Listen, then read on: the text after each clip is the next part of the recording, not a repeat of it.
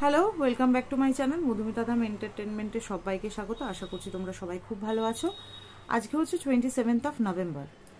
আজকের দিনটা আমার কাছে ভীষণ স্পেশাল, ভীষণ স্পেশাল। একটা খারাপ দিক থেকে, একটা ভালো দিক থেকে। হ্যাঁ, খারাপ দিক থেকেও স্পেশাল মানুষ বলে, মানে আমি অন্তত বলি, মানে যে মানুষটা চলে যায় বা যেই মানুষগুলো খুব নিজের হয়, কাছের হয়, তারা চলে গেলে যেই দিনে চলে যায় সেটা কিন্তু খুব স্পেশাল দিন হয়। মানে সবসময় যে ভালো দিনই স্পেশাল হয় তা তো নয়, দুঃখের দিনও স্পেশাল হয়। তো আজকে আমার দিদির জন্মদিন। দিদি ভাই, হ্যাপি বার্থডে। খুব খুব খুব ভালো থাক, সুস্থ থাক। আর আমার চোখের সামনে তো মা চলে গেছে আজ থেকে 6 বছর আগে। তখন ঘরে একাই ছিলাম আমি। তো আজকে একটা একটা জিনিস আমি ভীষণভাবে রিয়েলাইজ করতে পারছি, যে মানুষ চলে যাওয়ার পর না, মানুষ মানে চলে যায় তো ফিরে তো আসে না। তবে যাওয়ার আগেটা সেটা খুব ইম্পর্টেন্ট থাকে। কেন ইম্পর্টেন্ট থাকে? মানে মানুষ বেঁচে থাকতে মানুষকে কদর করা উচিত। মানুষ মরে গেল, তারপর আমরা মানুষটাকে নিয়ে খুব আহারে উহারে করছি, সেটা কিন্তু কোনো ভ্যালু নেই সেই জিনিসের।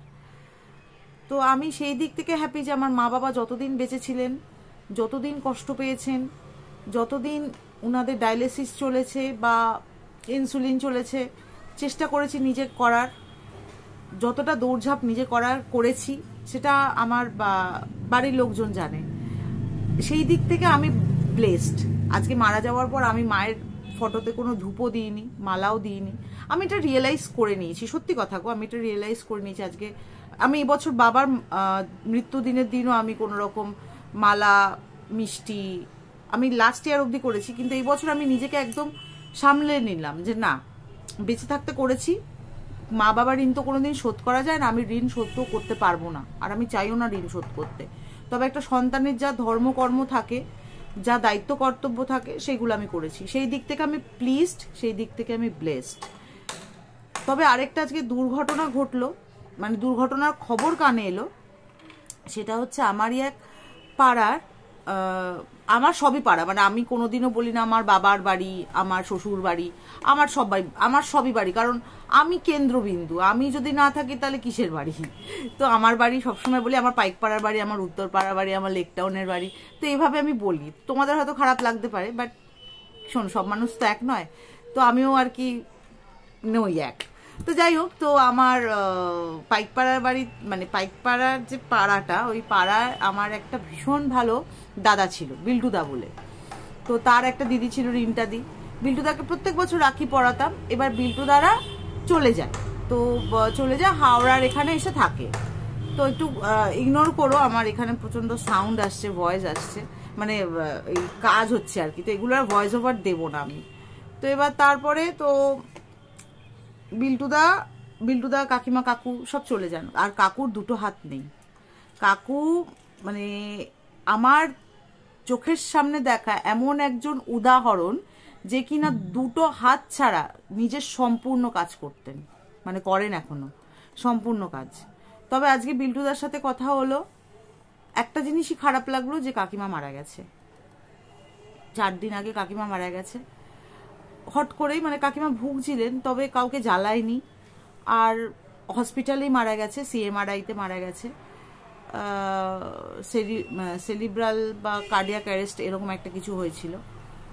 তো কাকিমার শেষ ইচ্ছা ছিল দেখার মাম্মামকে, মানে শেষ ইচ্ছা বলবো না সেটা, মানে অনেক দিন ধরেই বিল্টুদাকে বলছিল যে ময়ের সাথে একবার কথা বলা, একদিন আসতে বল, একদিন আসতে বল। যেতে পারলাম না গো, মানে সত্যি কথা। আজকে কাকিমা চলে যাওয়ার পর না, আমার চোখ দিয়ে জলও বেরোতে চাইছে না, কারণ বেঁচে থাকতে তো আমি যেতে পারিনি দেখা করতে। মারা যাওয়ার পর ওই ন্যাকামো কান্না করতে আমি পারি না। যদি মন থেকে আসতো সত্যি কাঁদতাম। তবে খারাপ একটা জায়গা লাগছে, কাকিমার সাথে দেখা হলো না। তবে তোমাদেরকে যদি দেখাতে পারতাম, কাকিমা মানুষটা একটু অন্যরকম ছিল। মানে যে মারা গেছে বলে বলছি না, কিন্তু কাকিমা মানুষটা ভীষণ ফ্রি ফ্র্যাঙ্ক। মানে কাকিমা এমন একটা মানুষ যে সব রকম ইয়ার্কি করা যায়, সব রকম কথা বলা যায়, সব রকম আড্ডা মারা যায়। কাকিমা এরকম একটা মানুষ ছিলেন। তো সেই মানুষটা চলে গেল, আর নেই। আর সব থেকে খারাপ লাগছে, মাম্মামকে অনেকবার বিল্টুদা বোধহয় ফোনে টোনে দেখিয়েছিল রিসেন্টলি আমার ফেসবুকটা চলে যাওয়ার পর, আমি তো ফেসবুকেও আর নেই, তো কাকিমা বোধহয় ওই আমার মানে মাম্মামকে হয়তো ফেসবুকে ওই পুরনো কিছু ছবি যখন দিতাম তখন হয়তো দেখেছিল। তো ওইটুকুই, মানে আজকে বিল্টুদার সাথে অনেকক্ষণ কথা হলো, হওয়ার পর বললো একবার আসতে পারতিস। আমি বললাম যেতে পারলাম না, মানে এইটাই আমি বললাম যে যেতে পারলাম না। তো এই মানুষগুলোকে আর কোনোদিন দেখতে পাবো না। তো পাইকপাড়া বাড়িতে গিয়ে আমি আরেকটা খবর শুনলাম, সেটাও খুব খারাপ খবর। আমার পাড়ার মানে আমার বাবারই বন্ধু মারা গেছে, জেঠু, রবীন জেঠু, মানে বাবার থেকে অনেকটাই বয়স ছিল জেঠুর। বড় মা মারা গেল, তার 6 মাসের মাথায় জেঠু চলে গেল। মানে আজকে হয়তো তোমাদের মৃত্যু সংবাদ দিচ্ছি, মৃত্যু সংবাদ আমি সেই সেন্সে দিতে চাইনি, কারণ তোমরা তো কাউকে দেখোনি, তোমাদের এই ফিলিংসগুলো আহারে উহারে করাটা আমার মনে হয় না খুব একটা জাস্টিফাইড। কারণ হ্যাঁ, একটা খারাপ লাগার জায়গা থেকে যে চলে গেল, মানে এটাই। কিন্তু এখন বিশ্বাস করো মানুষের জীবনে না কোনো দামই নেই, মানে কাছ থেকে মৃত্যুগুলো দেখেছি, মানে সত্যি কথা দাম নেই মানুষের জীবনে। তবে এতটুকুই বলবো যে যতদিন বেঁচে আছি ততদিন সবাইকে মূল্য দাও। মারা যাওয়ার পর ওই মানুষটা ভালো ছিল, এই মানুষটা জানিস কি ভালো ছিল, বেঁচে থাকতে কোনোদিন কষ্ট দেয়নি, অথচ বেঁচে থাকতে কত খিস্তি আমরাই না করেছি। তো এটাই আমরা অদ্ভুত, আমরা যাই না আমরা কি, মানে আমি আমাকেও ইনক্লুড করছি, তবে আমি গোষ্ঠীর মধ্যে পড়ি না, কারণ আমি যদি নিন্দা করতে হয় আমি সামনে করি, আমি পিঠ পিছিয়ে করি না। আমার যদি কারোর দুটো খারাপ কথা লাগে আমি তাকে ফোন করেই বলবো, এই শোন তুই কিন্তু এই ব্যাপারটা খারাপ বললি আমার ব্যাপারে, তো এটা না বললেই ভালো হতো। তো এই জন্য হয়তো আমার প্রচুর শত্রু, তাতেও আমার কিচ্ছু যায় আসে না, কারণ আমি ওই বললাম নিজের জায়গায় ঠিক। আমি সবসময় বলি নিজের জায়গায় যদি ঠিক থাকি, রাতের ঘুমটা নিজের মানে খুব ভালো ঘুম হয়, আয়নায় নিজেকে ফেস করতে পারি যে কারুর 1 পয়সাও মারিনি, কারুর ক্ষতি করিনি, কারুর খারাপ চাইনি। তো যাই হোক, একটা ফোন এসেছিল বলে কেটে দিলাম। তো ওইটাই হচ্ছে কথা। আমি হয়তো আমার কথাগুলো তোমাদের খুবই খারাপ লাগছে, কিন্তু এটাই বাস্তব, এটাই সত্যি কথা। মানুষ বেঁচে থাকতে তার কদর করো, মারা যাওয়ার পর তার আহা উহু করে তার ফটোতে মালা চড়িয়ে তার নামে দুটো ভালো কথা বলে কিছু লাভ হয় না, কারণ মারা যাওয়ার পর সে আর দেখতে আসে না। বলে না যে হয়তো দেখতে আসে বা আত্মার বিনাশ নেই, আত্মার বিনাশ নেই, কিন্তু সে তোমার কাছে আসছে না দেখতে যে তুমি এখন কি করছো, তুমি খাচ্ছ কি না খাচ্ছ, তুমি পড়ছো কি না পড়ছো। কারণ আমি নিজে ভুক্তভোগী, আমি নিজের মা বাবার মুখাগ্নি নিজের হাতে, এই হাতে করেছি, এই হাতে নিজের মা বাবার মুখাগ্নি করেছি 11 মাসের মাথায়। আমি কোনোদিনও, আমি ওই বাড়িতে একা থাকতাম, পাইকপাড়া বাড়িতে আমি একা থাকতাম, আমি কোনোদিনও ফিল করিনি আমার বাবা আমার মাথার কাছে এসে দাঁড়িয়ে আছে, আমার মা আমার পায়ের কাছে এসে দাঁড়িয়ে আছে, আমি এসব কোনোদিন ফিল করিনি। কিন্তু আমি সবসময় ফিল করেছি আমি যখন বিপদে পড়েছি আমি তাদের স্মরণ করেছি, সেইখান থেকে আমি বেরিয়ে এসেছি, হয়তো সেটাই আমার কর্মা। তো এটাই।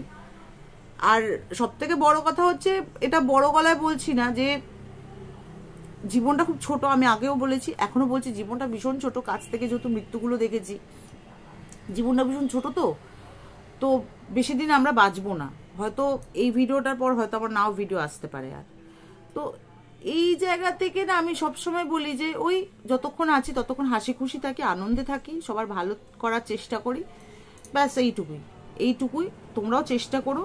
আর যাই না মানে কার এই ভিডিওটা ভালো লাগবে কি লাগবে না, এটা কোনো রান্না না, এটা কোনো আমি ডেলি ব্লগ দিও না, আমার ডেলি ব্লগ দিতে সেরকম ইচ্ছাও করে না। এই হলো ব্যাপার। তো চলো তাহলে আজকে ভিডিওটা এখানেই শেষ করলাম। সবাই ভালো থেকো, সুস্থ থেকো, আর নিজের প্রতি নিজের বিশ্বাস রেখো। আর একটা কথা হচ্ছে, ওই বললাম যতদিন মানুষটা আছে ততদিন একটু তাকে দেখাশোনা করো। মারা যাওয়ার পর আর তার নামে দুটো ভালো কথা বলে লাভ নেই, কারণ বেঁচে থাকতে তাকে খেতে দিতে পারলাম না, কিছু করতে পারলাম না, মারা যাওয়ার পর তাকে নিয়ে আহা উহু ইস চলে গেল, কেন গেল, কি করে গেল, খুব মিস করছি, এই কথাগুলো আমার মনে হয় পুরোটাই বেকার। তো যাই হোক, চলো আজকে একটু চাচাছোলা কথা বলে দিলাম, হয়তো অনেকের খারাপও লাগবে, কারণ এই ক্যাটাগরির যে মানুষরা তাদের খারাপ লাগবে, আর যারা খুব প্র্যাকটিক্যাল তাদের মনে হয় না খারাপ লাগবে, কারণ এই সময়টা ভীষণ প্র্যাকটিক্যাল হওয়ার সময়। 2024-এ দাঁড়িয়ে আমরা 2000 বা 2001 বা 1900 এই ইয়েতে তো থাকলে হবে না, এই স্টেজে বা এই স্টেটে, মেন্টাল স্টেটে তো থাকলে হবে না। তো এই হলো ব্যাপার, মৃত্যু হবেই, আজ আছি কাল নেই, জীবনটা খুব ছোট, তার মধ্যেও হাসি করতে হবে, মজা করতে হবে, আনন্দে থাকতে হবে। চলো তাহলে আজকে ভিডিওটা শেষ করলাম। সবাই ভালো থেকো, সুস্থ থেকো, সবাইকে ভালো রেখো। যদি কোনো নতুন বন্ধু এসে থাকো, যদি কিছু কথা ভালো লেগে থাকে তাহলে অবশ্যই নোটিফিকেশন পাশে যে বেল আইকনে টুং করে বাজিতে আমার পরিবারে চলে আসবে, যাতে নতুন করে যখনই কোনো ভিডিও পোস্ট করি তোমাদের কাছে নোটিফিকেশন চলে যায়। তো চলো টাটা, সবাই ভালো থেকো।